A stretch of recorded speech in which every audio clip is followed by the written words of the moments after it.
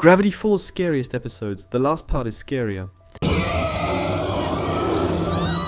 The first episode of Gravity Falls. The episode begins with Dipper visiting Wendy's house, where they're watching a horror movie titled Nearly Almost Dead But Not Quite. The interesting point of this episode, once that door closes behind them, nothing will be the same. Dipper comments on how the film isn't scary after their real-life encounters with zombies. Wendy receives a text from her ex-boyfriend, Robbie, expressing his inability to move on, which annoys her. Dipper attempts to confess his feelings to Wendy but hesitates and instead invites her to join him, Mabel, and Suze on a mystery hunt. Meanwhile, at the Mystery Shack, Stan supervises repairs following the previous episode's events. He fabricates a story about a big woodpecker, causing the damage to avoid revealing the truth. Dipper, Mabel, Suze, and Wendy gather at the location where Dipper first discovered Journal 3.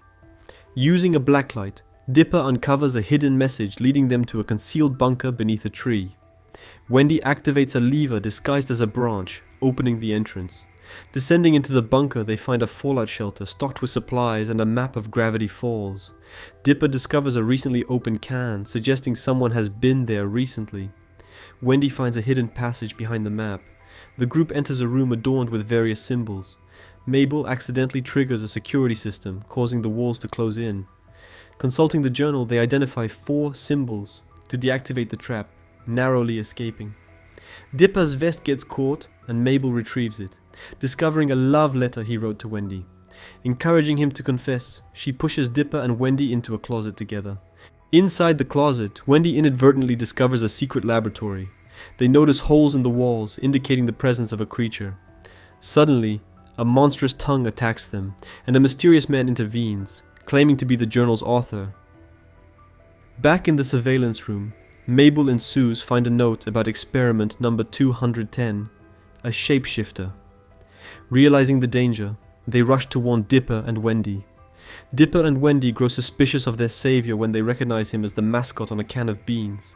He reveals himself as the shapeshifter, seeking the journal to study creatures for transformation. The creature morphs into a grotesque amalgamation of the twins, leading to a chase. The group devises a plan to trap the shapeshifter in a cryogenic chamber. After a tense confrontation, Dipper and Wendy manage to lock the creature inside. Before freezing, it ominously warns Dipper that he will never find the author and that his fate will be worse than imagined. Emerging from the bunker, the group reflects on their harrowing experience. Suze and Mabel head back to the Mystery Shack, while Dipper and Wendy have a heartfelt conversation. Dipper apologizes for his earlier confession, but Wendy reassures him, admitting she already knew and values their friendship. You single-form human weakling! Okay, the next episode, Dreamscapers. As it rains, Dipper and Mabel play a game in the attic to pass the time. Then Stan calls them downstairs to make fun of Gideon's latest commercial. The gang proceed to recall their past experiences and their mutual dislike of him, and soon after they learn from the commercial that Gideon plans to destroy the Mystery Shack and replace it with the Tent of Telepathy. They confront Gideon, who initially does not take Stan seriously, but ultimately flees when Stan hits him with a broom and chases him out with it. Stan, as he locks his precious deed in the safe, defiantly says that the combo to the safe is in the one place Gideon can't get to, which is his mind. We then see Gideon outside the shack at the window, staring in with hatred and seething rage. He turns and pulls out Journal 2. Then he says it's time to unleash the Journal's greatest weapon, the Dream Demon that is Bill Cipher. Later, as Wendy and the Pines are watching a Western movie, Mabel suggests they switch the movie to Dream Boy High, which the others refuse to watch. Terrified by a bat in the kitchen, Suze rushes into the living room, and Stan sends a reluctant Dipper to take care of the problem. Dipper ends up injured after the encounter.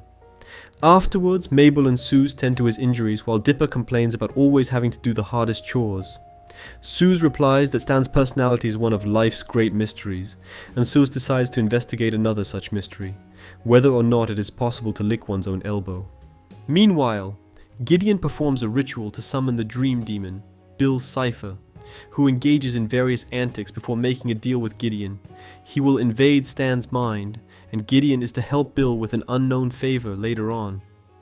Mabel and Suze, who witnessed the entire occurrence while hiding behind a bush, rush back to the shack to tell Dipper, who was in the process of sweeping while his uncle slept, what they saw. Dipper consults Journal 3 and reads of the dangers of Bill, watching the demon descend upon Stan's mind. After learning that they can prevent Bill's chaos by traveling into Stan's head themselves, they prepare and recite the necessary incantation. Inside Stan's mindscape, the gang explore a bit and meet Bill, who is expecting them. Mabel tries to tackle him, but instead goes into and right back out of the mysterious creature. Dipper is shot with a laser by Bill. However, it doesn't actually kill him, and instead only creates a gaping hole in his stomach. Bill expresses his deal with Gideon and his power over the mind. Mabel remains skeptical, saying that he couldn't figure out what she is thinking, but is overjoyed when he brings her boy fantasy to life. After warning them, he enters the shack in Stan's head in search of his sought-out memory. After a bit of goofing around, the gang ventures into the psychological shack to search through Stan's memories, which include his time in Colombian jail, being a door-to-door vacuum salesman, his disastrous date with Lazy Susan, and more. While Dipper sneaks a peek at Stan's memories of him to find Stan's apparently disappointing true feelings about him, the others, including Bill disguised as Seuss, look for and find the proper door. Bill reveals his true form, teases Mabel and Suze, and runs off with the memory. And when Dipper arrives shortly after, he expresses rage about Stan hating him. Dipper then refuses to offer further help, and the others go to confront Bill without him. As Bill is about to give Gideon the code, Mabel shoots the memory of the code out of Bill's hand and into the bottomless pit. Gideon calls off the deal, which sends Bill into a fit of extreme anger, in which he establishes an arena to face Mabel, Seuss, and Mabel's dream boys with his weapon of choice, nightmares. Meanwhile, as Dipper searches for an exit, he comes across the memory of Stan expressing his actual feelings toward Dipper, and after watching the rest of the memory, learns that Stan is only hard on him to prepare him to face the world like his father did to him. Dipper is touched, but he is sucked into the memory, and the Stan within the recollection informs him of the ability to do whatever he wants within the mind. Dipper then realizes that he must stop Bill and rushes off. As the demon is torturing Mabel and Seuss with their nightmares, a British dog man for Seuss and making Mabel ugly, and prepares to finish them off once and for all, Dipper arrives with the news of being able to make dreams reality and demonstrates the ability to his comrades via laser vision. Mabel decides to give herself the ability to shoot kitten heads from her arms. Zeus utilizes a question mark beam from his stomach, and so forth. Just as Seuss, the twins, and Mabel's dream boys are about to send Bill out of Stan's head, he stops them. He tells them they are clever and decides to let them live, thinking they will come in handy later. He then warns them of an approaching evil and that one day everything they care about will change. But until then he'll be watching them very closely for the time being and leaves. Stan wakes up and thereby forces Seuss and the twins out of his head. They are relieved to have gotten rid of Bill, but their relief is cut short as Gideon reveals that he used dynamite to obtain the deed to the shack. Next episode, Dipper, Mabel, Suze, and Grunkle Stan drive toward the Summerween Superstore to get ready for the upcoming celebration.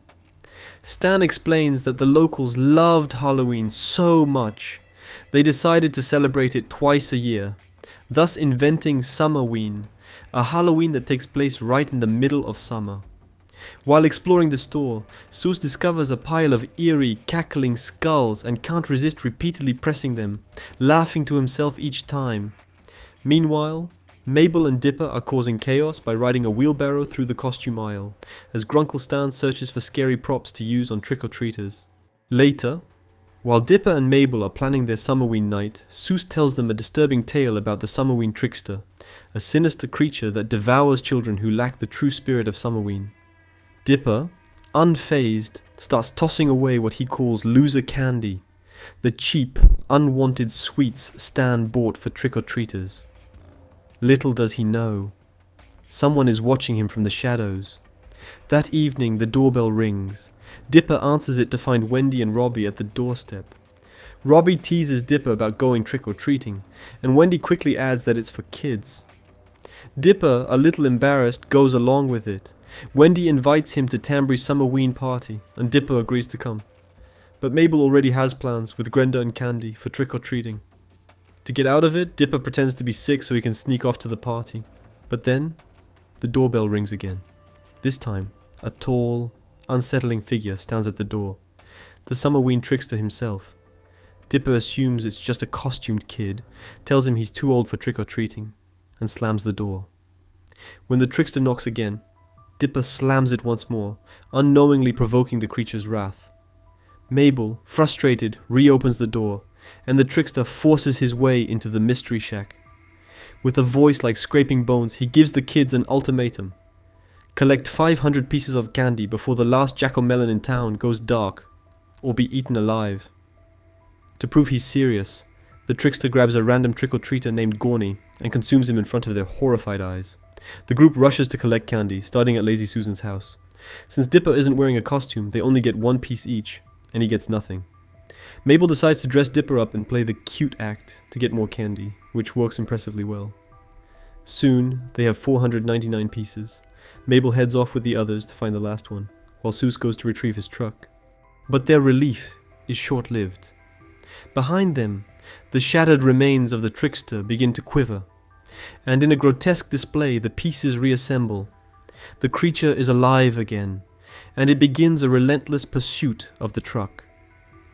The group quickly takes refuge in the dark corners of the Summerween Superstore, hiding among costumes and decorations.